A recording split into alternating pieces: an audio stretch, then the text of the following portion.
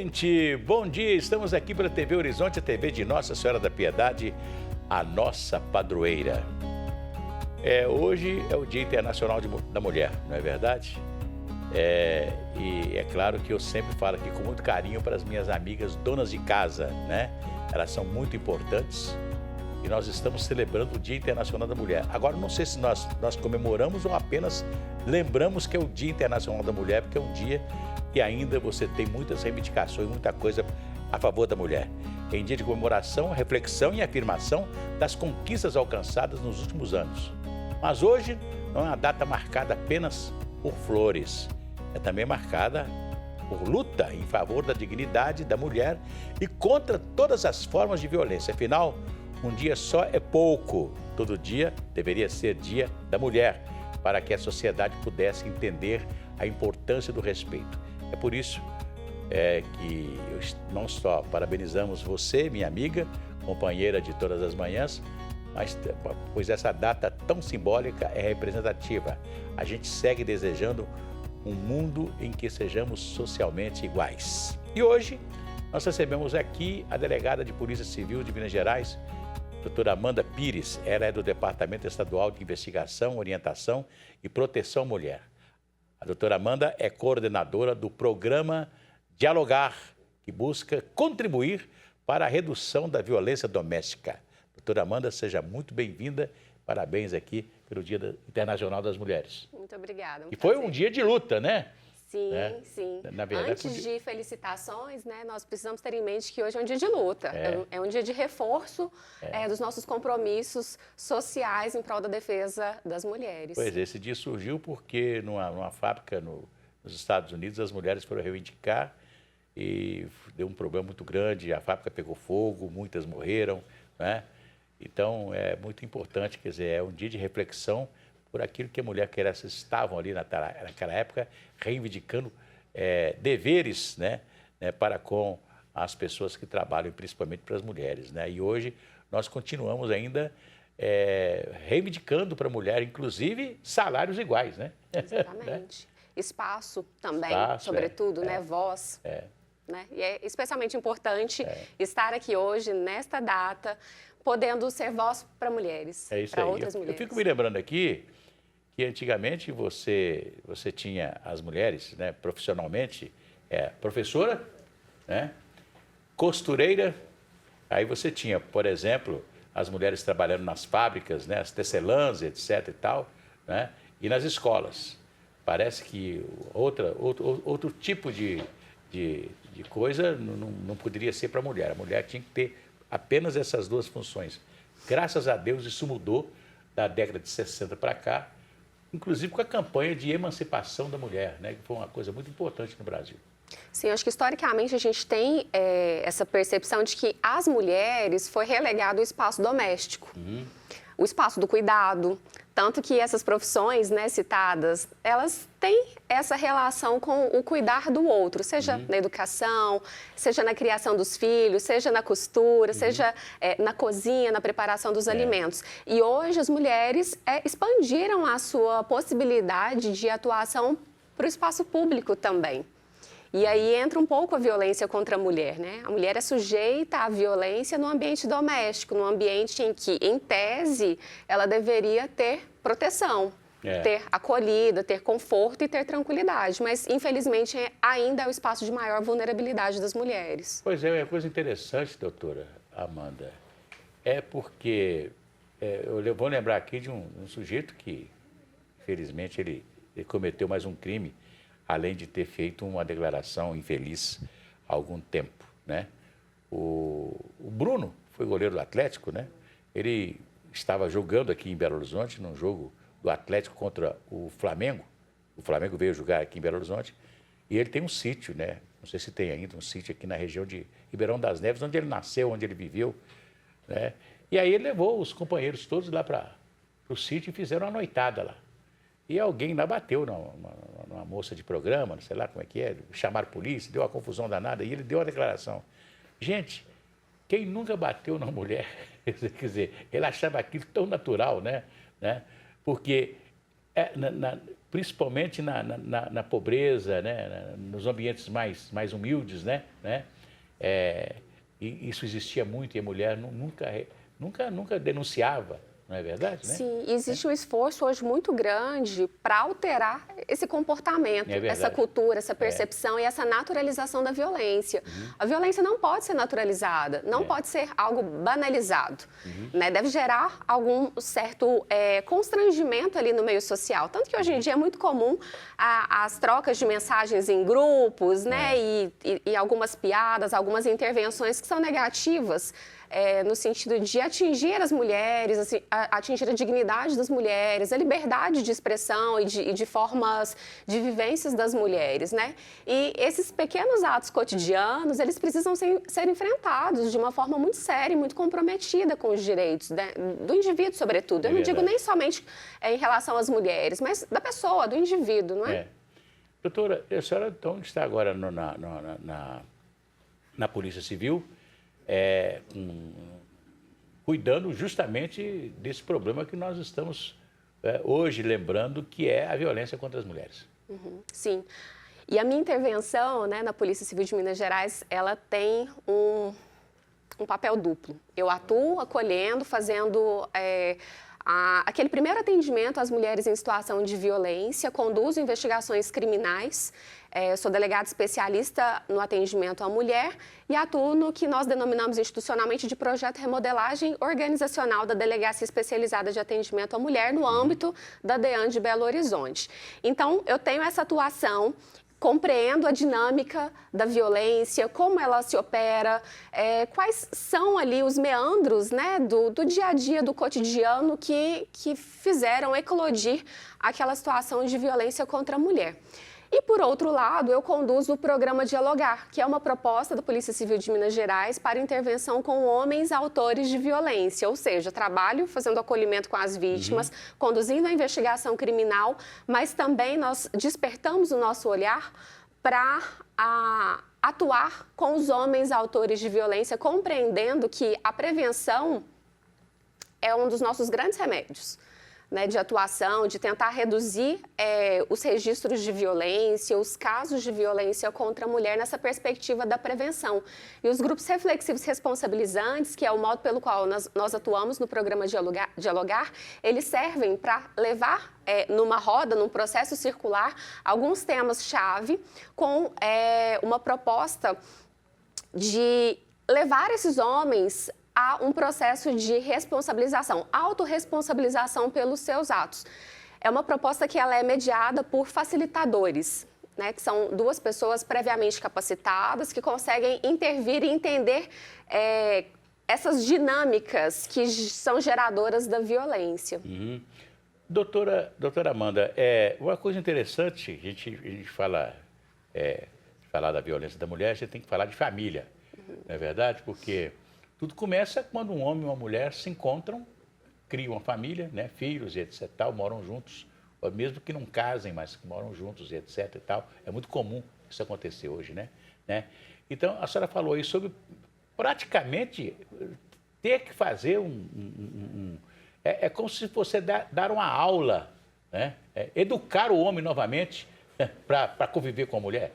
Porque parece que ainda tem aquele machismo ainda impregnado, né? Em muitos homens, né? Exatamente. Nós abordamos muito sobre a questão da masculinidade, dos machismos, né? E os machismos são vários. Desde a mensagem no WhatsApp até a imposição da força num crime de feminicídio, por exemplo, né? A gente observa graus diferentes.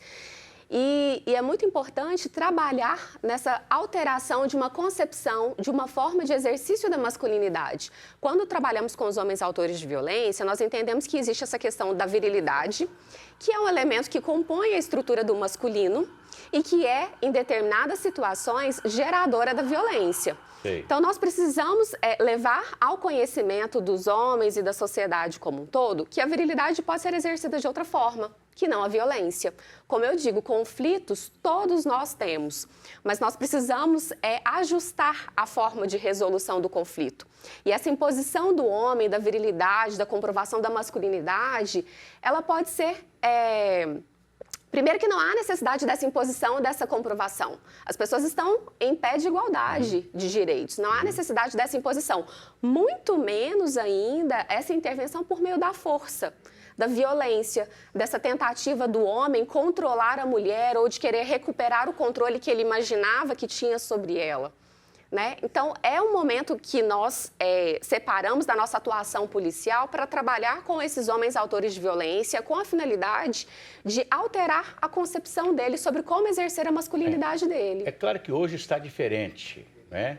Diferente de uma época em que a mulher praticamente só ficava dentro de casa. Ou saía, como eu já disse aqui, era a professora que ia lecionar numa escola, a costureira que trabalhava dentro de casa, não é verdade? Hoje, a mulher está em todas as atividades, né? Então, ou seja, é muito mais difícil o entendimento do homem que é ciumento, né? Saber que a esposa dele, que a mulher dele, está trabalhando em algum lugar, sendo vista por outras pessoas, o que não acontecia antes, né? Então, a senhora acha que hoje, a gente fala em curso de noivos, né? Quando a gente vai fazer, o cara vai casar numa igreja, tem o curso de noivo, ele passa por uma preparação, né? Espero que hoje, né, até mesmo na igreja, né, haja essa preocupação de se evitar a violência entre casais, etc. Não é verdade? Mas a senhora acha que tudo isso hoje facilita para o entendimento do homem, porque a mulher também está no mesmo ramo de trabalho dele, muitos se conheceram na empresa onde trabalham e etc.? Acho que hoje não existe mais essa limitação desses espaços, né, de que a mulher é dedicada ao espaço doméstico. Hoje, as mulheres, os indivíduos como um todo, compartilham as dinâmicas da vida social em pé de igualdade, em equidade. É aquilo que nós esperamos, né? Então, não há espaço mais para esse tipo de exercício de poder, né, de limitação de direitos, de restrições em relação à profissão que a mulher exerce, ao espaço público que ela ocupa. Sei. Pois é, eu vou deixar aqui uma pergunta para a senhora que a senhora vai responder depois dos comerciais que nós teremos aqui, a respeito de como as pessoas estão acessando hoje esse seu departamento e a Polícia Civil na hora, principalmente as mulheres que estão aí hoje massacradas pela violência doméstica, principalmente a violência doméstica. A senhora me fala daqui a pouquinho, logo depois desse comercial. Até já.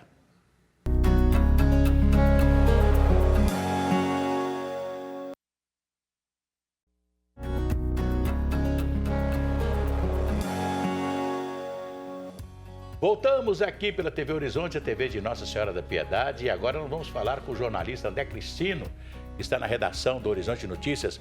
André, as novidades nesse Dia Internacional da Mulher, André, bom dia. Bom dia, Cir. Bom dia a todos. Nós vamos falar, né, aproveitando o Dia Internacional da Mulher, nós vamos bater um papo hoje com a advogada Juliana Bento e ela vai falar dos direitos que as mulheres vêm penosamente ao longo dos anos conquistando. Ainda falta muita coisa a ser conquistada, mas aos poucos a sociedade vai reconhecendo o valor da mulher e vai dando esses direitos para ela, que é aquela questão, né? Não é igualdade que a gente precisa de equidade.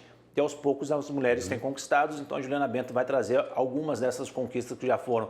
Antigamente, assim, tem muita gente que nem lembra disso, mas houve época que a mulher não podia estudar, não podia votar, né? Então a sociedade caminhou, mas ainda tem muito a ser percorrido ainda. Adquiriu o direito de votar em 1932. Pois é, tem muito tempo. E aí vamos falar também sobre cistos mamários. É uma doença, né, que pode acontecer em qualquer período da vida, mas costuma acontecer mais, dos 35 aos 50 anos. E ter um cisto não quer dizer que é um câncer, nem que tem mais chance de ter um câncer. Mas é necessário procurar um atendimento médico, nós vamos trazer mais detalhes no jornal. E também falar sobre renegociação de dívidas. É uma parceria aí dos Correios com a Serasa, para que as pessoas possam quitar as suas dívidas aí num feirão. São mais de 70 milhões de pessoas endividadas no Brasil, então é uma grande oportunidade para botar as contas em dia. Isso e muito mais daqui a pouquinho, 12:30 no Horizonte Notícias. Ok, André, um abraço para você. Abraço. Pois é, eu continuo aqui conversando com a doutora Amanda, né? Mas antes eu vou cantar aquela musiquinha. Se a criança acordou, dorme, dorme menina, tudo calmo ficou, mamãe tem Auricedina. Auricedina é um analgésico e antisséptico de uso local para adultos e crianças que vocês encontram em todas as farmácias e drogarias. Você sabe, né? Dor de ouvido, auricedina. Se persistirem os sintomas, um médico deve ser procurado. Nós continuamos a conversar com a doutora Amanda Pires, delegada de polícia, e o assunto é, naturalmente, a violência contra a mulher. E eu deixei aqui no ar uma pergunta. A demanda hoje que vocês recebem na Polícia Civil aqui em Belo Horizonte a respeito da violência contra a mulher? Nossa demanda é altíssima, eu diria, que realmente é preocupante, né, a quantidade de registros de ocorrências policiais envolvendo a mulher em situação de violência. E ainda há estudos que demonstram que essa é só a ponta do iceberg, porque nem todas as mulheres registram as ocorrências. No ano passado, em Minas Gerais, foram registrados cerca de 140 mil boletins de ocorrência relacionados à violência doméstica e familiar contra a mulher. Em Belo Horizonte, cerca de 16 mil boletins de ocorrência, o que revela, né, que é um fenômeno que acontece de uma forma generalizada e muito abrangente, né? Então, como combater? Como enfrentar? Inicialmente, existe uma rede de enfrentamento à violência contra a mulher que é organizada por diversas instituições, incluindo os órgãos de segurança pública, como a Polícia Civil, a Polícia Militar, o Poder Judiciário, o Ministério Público, a Defensoria Pública, os órgãos de assistência social, os órgãos de saúde, né? Existe uma força-tarefa que é montada diariamente para garantir proteção à mulher em situação de violência. No âmbito da Polícia Civil de Minas Gerais, aqui em Belo Horizonte, nós temos a Casa da Mulher Mineira, que é uma unidade que completa esse mês um ano de existência e que reflete um atendimento muito especializado. E é uma referência hoje no estado de Minas Gerais e no país também para esse atendimento humanizado às mulheres em situação de violência. Então, temos a Casa da Mulher Mineira, que tem o funcionamento durante o expediente. Temos a outra porta de entrada, que é a Delegacia de Plantão, especializada no atendimento à mulher.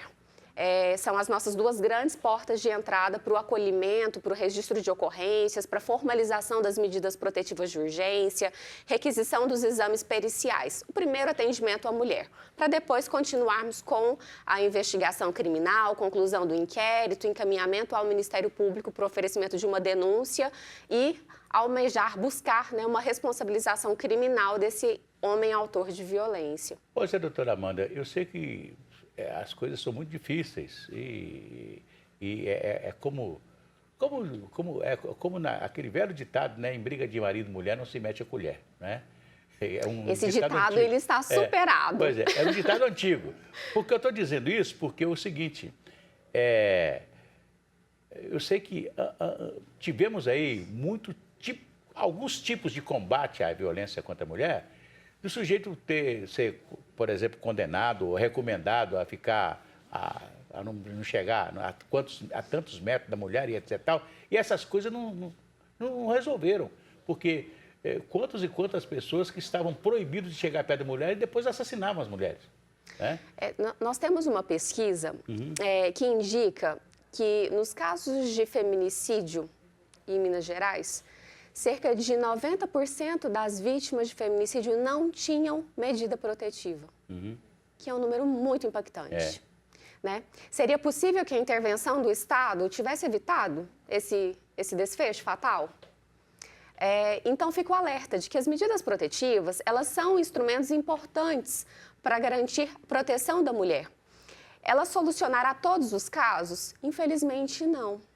Mas ela constitui um obstáculo muito importante para garantir proteção dessa mulher. Porque imagine só, uma mulher que não tem nenhum registro de ocorrência, as autoridades não têm nenhuma informação a respeito daquele caso, não há o que ser feito. A partir de um boletim de ocorrência, de uma solicitação de medida protetiva, de uma decisão judicial que impõe essas medidas protetivas, do controle que é gerado pelos órgãos de segurança pública, uma investigação criminal, tudo isso são barreiras para evitar o desfecho fatal. Então, quando a gente associa essa estatística de cerca de 90% das vítimas de feminicídio não tinha medida protetiva, a gente quer dizer que uma parcela pequena a gente pecou na proteção. né? Pois E eu é, falo doutora. nós em termos de rede de enfrentamento. Pois é, eu quero dizer o seguinte, eu vi tudo isso acontecendo, né? A primeira delegacia de mulher, quer dizer, no sistema democrático o sistema democrático ele permite, né, que você vá adquirindo e vai trazendo, né, para o sistema, né, essa proteção que antes a mulher não tinha. Hoje, para encerrar o programa, que nós já estamos em cima da hora, como a mulher deve proceder quando ela está sofrendo algum tipo de violência, onde ela deve procurar, qual o telefone que ela deve ligar?